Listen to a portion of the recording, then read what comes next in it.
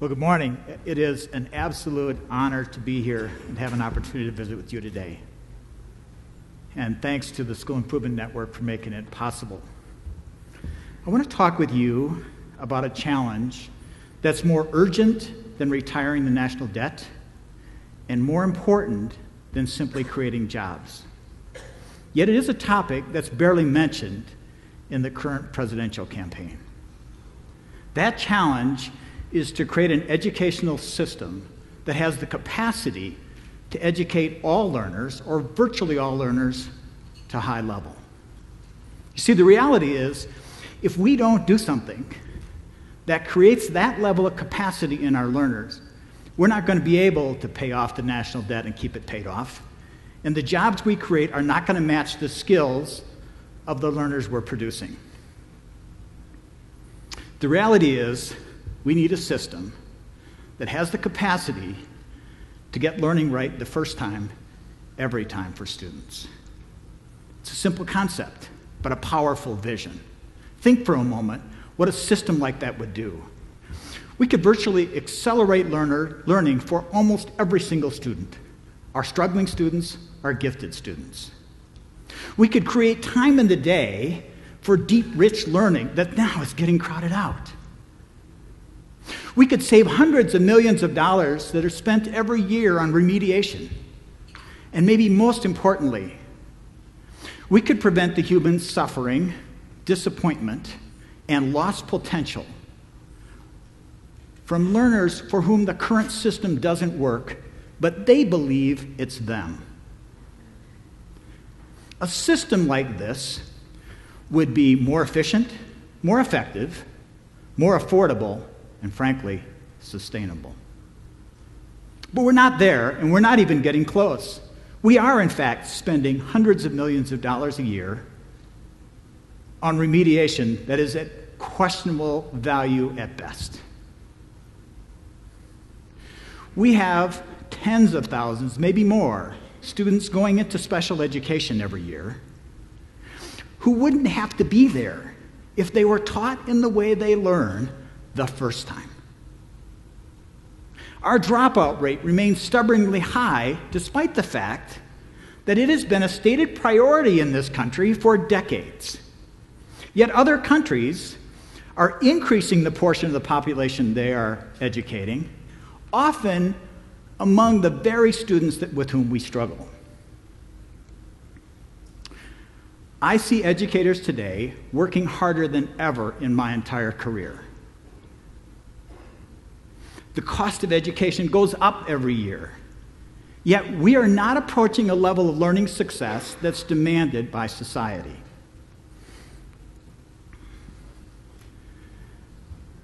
I'm not talking about unmotivated students, lazy kids, or uncaring educators, or for that matter, troubled families. It would be nice if all kids came to school motivated, every teacher had unlimited caring, and families didn't have troubles. But in my experience, any time you blame a group of people for the failure of a system, it's the system. It's not the people. We have a system that was designed 120 years ago to serve a society that existed in the 1890s. It is substantially in place today. About 80 to 85% of what was designed back in the 1890s is part of our system today. So we're twisting and torquing and coaxing that system to try and meet the needs of a society that no longer exists, that was designed for a system that no longer exists. In the 1890s, and many of you will know this story, Committee of 10 created what we now know largely as our system. They designed the structure of classes, the sequence of curriculum. Much of what we take for granted is 120 years old. It was created for an economy, a society, that needed a relatively small portion of the population to be educated at a high level, while the rest of the population had relatively low skills, but was ready to engage in work that was not intellectually challenging, that was highly repetitive, boring, didn't require much in the way of problem solving. It was going to be closely supervised. Sounds a lot like school, doesn't it? Well, the reality is that at that time, low skills could still get you a good paying job. You could raise a family, own a home. When they were invented, cars, boats, maybe even a vacation home. But those jobs are disappearing, or in many cases have disappeared. They no longer exist and they're not coming back. Yet we engage in a variety of really well-intended and often somewhat effective in the current system of initiatives, ranging from differentiated instruction, RTI, strategic intervention. But those efforts are all to overcome the design problems in our current system. What we need is to rethink the system that we have and replace it with a system that matches what we need. You see, the system we have was created by people, not unlike the people in this room. The work they did actually was really very good. In fact, it matched the needs of our society for more than a half century. But over the past few decades, the design of the system and the needs of society have progressively diverted. But because of the success of the old system, it's hard to let it go. But the time has come to do it. We cannot afford to wait longer, particularly if our commitment really is to educate all students, 100%, to high level. Now, you may say to yourself, well, isn't that the work of politicians and policymakers? Well, they're about to double down on the current system and the reforms that haven't worked over the past 2 decades. The truth is, help is not on the way. If it were, it would already be here.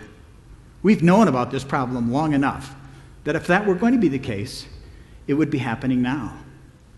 The change I'm talking about is change that people like us in this room have to do. If you know anything about the research of Marzano, McNulty, and Waters about first-order, second-order change, we're talking about second-order change. And second-order change is always done by the practitioners. The experts come later after the heavy lifting is done. This is work we must do. The great news is we know how to do this. In fact, if you look at the research of Benjamin Bloom in the University of Chicago back in the 1980s, he was engaged in a project that was called the 2 Sigma Challenge. The 2 Sigma Challenge was about research that they had done, repeated research, around personalized learning, or at that point they were calling it tutoring, 1-on-1, 1-on-2, 1-on-3. What they found was that high-quality tutoring can generate levels of student learning. That's 2 standard deviations, on average, among a traditional classroom, compared to a traditional classroom. What does that mean? Well, it means that on average, students who are engaged in high-level tutoring, personalized learning, can achieve at 90% higher on average than those students who typically are educated in a traditional classroom. And by the way, the configuration of the data was such that 90% of the students who engaged in tutoring were matching the achievement of the top 20% in the traditional classroom. We're talking significant difference. Now, this is not magic. If you think about an environment in which students are being tutored, they get immediate feedback. The level of instruction is calibrated to where the student is. That is, leading edge of challenge, but still enough that a student can be successful. When a misconception develops, it can immediately be addressed. We don't wait until it's fully settled in a student's mind and is difficult to get rid of. The student's interests are taken into account. If it's a circumstance where other students need to be brought in for collaboration, that's done in real time, not 3 days later, not when there's another lesson plan, when the student needs it. And by the way, the final finding was that students who have been tutored almost never need remediation, because the things we try to remediate are taken care of in real time. Now, here's what's interesting. The context of this research was to try and find other strategies using the old system that could approximate personalized learning or tutoring. The thought was, it's not scalable.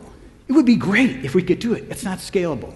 Well, in the 1980s, we didn't have the sophisticated, highly flexible technology that exists today. We didn't know what we know today in terms of neuroscience and the brain and learning that allows us to, in fact, take or approximate tutoring and make that experience available for every student at scale. You heard from John Covington yesterday. They're working on that. There are others, and I'll talk about our story in just a moment. The amazing thing is that experts who've taken a look at it, at personalized learning at scale, that is, approximating the experience of tutoring for every single student, believe that can be done not just at scale, but for the same or less cost than the current system. It's time for us to get to work. The good news is there are people out there working on it, and let me tell you just quickly our story. CESA 1, Cooperative Educational Service Agency number 1, is one of 12 regional service agencies in Wisconsin. The Institute exists within CESA 1. We serve 45 school districts in southeastern Wisconsin, about 250,000 students. We're also part of the Innovation Lab Network that's supported by the Council of Chief State School Officers, working on the same problem from a variety of perspectives.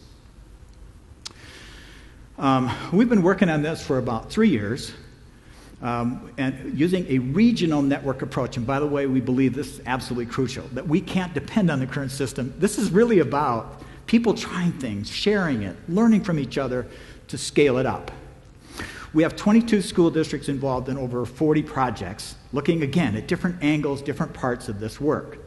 At its core, we believe there are 3 component parts of a personalized learning system. And you heard them from Curtis earlier. 1, deep understanding of the learner. We call this a personal learner profile. That includes the voice of the student in that development. It isn't just looking at data around a student, it's talking with a student about what they're interested in, what their history has been, what are they ready to learn. And often includes a conversation with parents, because parents know a lot about how their children learn, even though parents may not always know that consciously. They know a lot. This rich profile of the student leads us to the second component, and that is a customized learning path. That includes, by the way, the voice of the student in its development. That is connected to college and career readiness, world-class knowledge and skills, whatever you want to call that, but rigorous work that a student engages with the teacher, the educator, to develop. So that choice is there, but also rigor. That it's challenging enough to keep the student fully occupied, and that their attention is fully given, but there's still reasonable hope for success. You saw within the video many examples of that. The third component is that we measure learning by proficiency, not credits, not seat time. That is, if this work is important enough to focus on learning, we ought to measure learning, not proxies of it.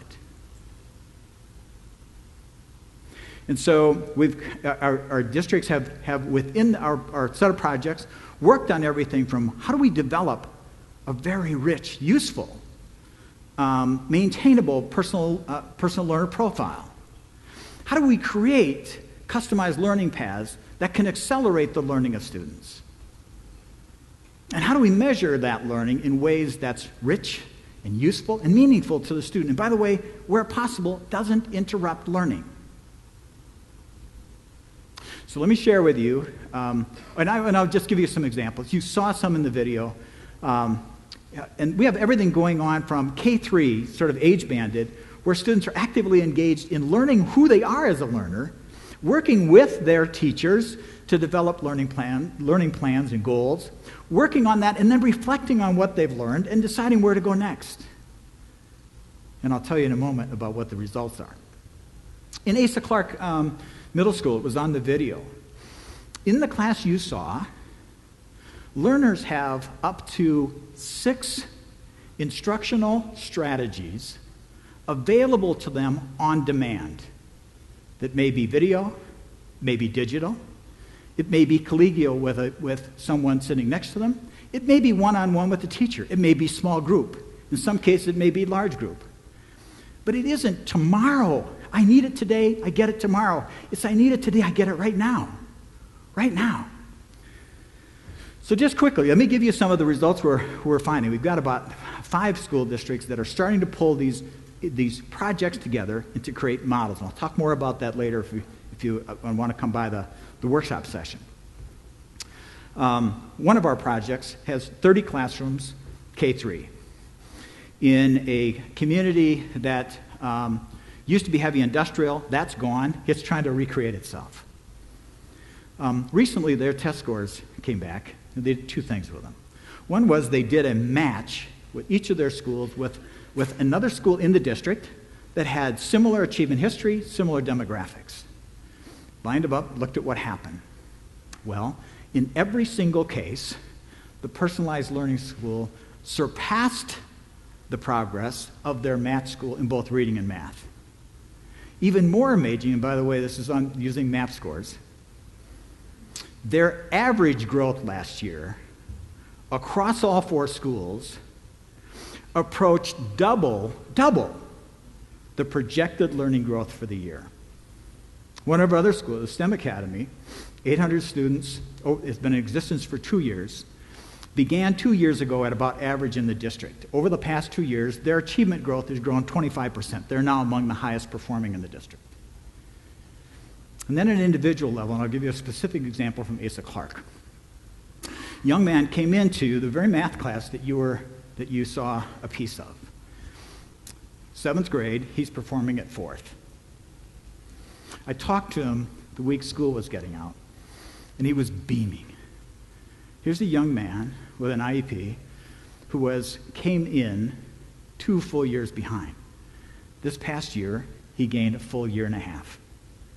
That's great news, but the really good news is he has so much ownership for his learning that he signed up for the summer to continue work on his online course and regular check-ins with staff. His goal, by the way, is to finish 5th grade this year and be on track by the time he hits 9th grade with his math so that he can begin taking high school math out of the gate. Here's a young man who has hope and confidence that did not have it a year ago.